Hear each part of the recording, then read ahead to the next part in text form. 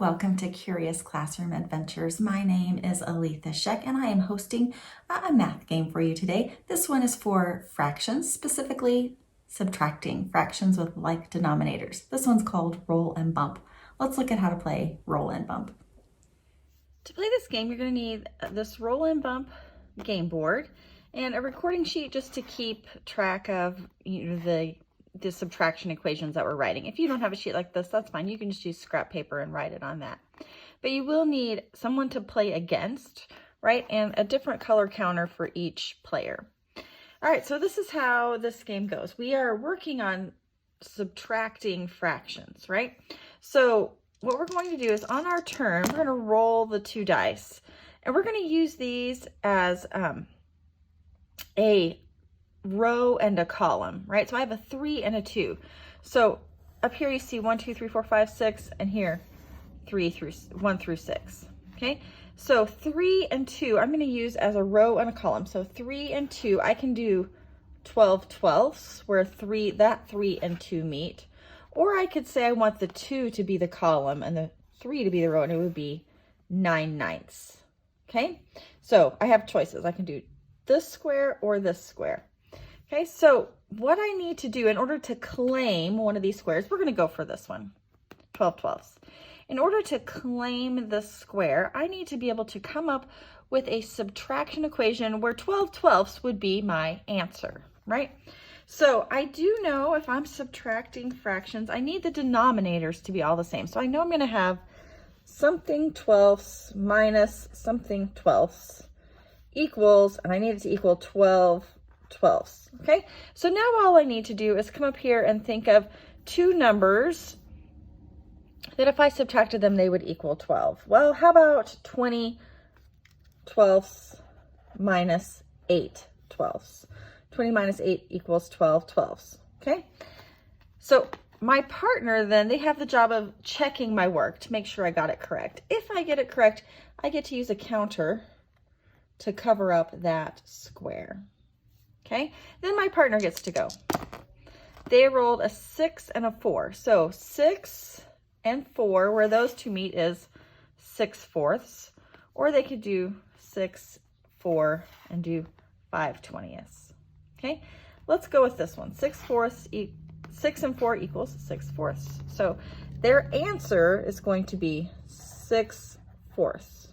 Okay, so now they have to come up with a subtraction equation that the difference is 6 fourths. So again, they know fourths have to be on the bottom, right? And then what equals 6? Something minus something. Well, we could do, how about 8 fourths minus 2 fourths equals 6 fourths, okay?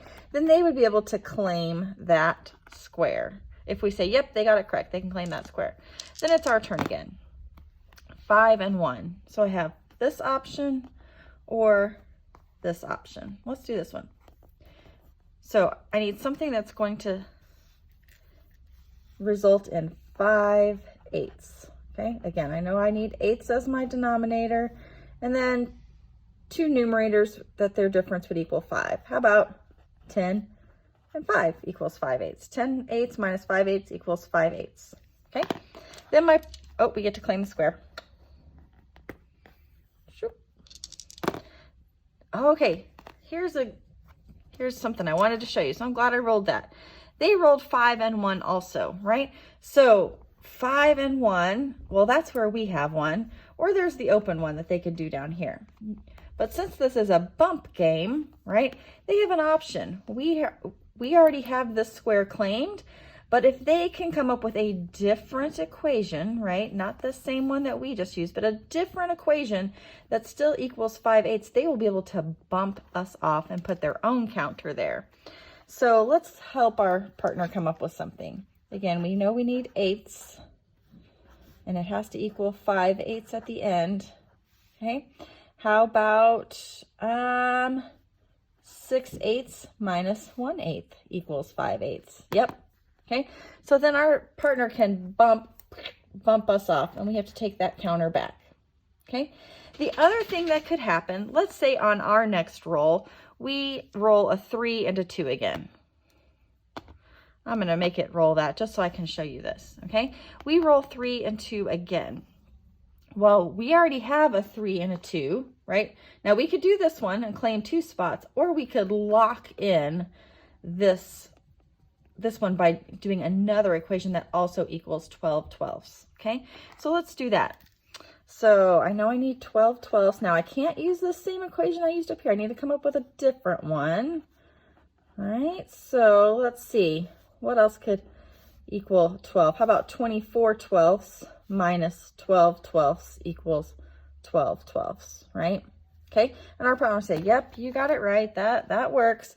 Then we get to put a second counter on top of that square, and we have it locked. That means if our partner rolls a 3 and a 2, they can no longer bump us. We've locked it. That is our square forever and ever until the game ends, okay?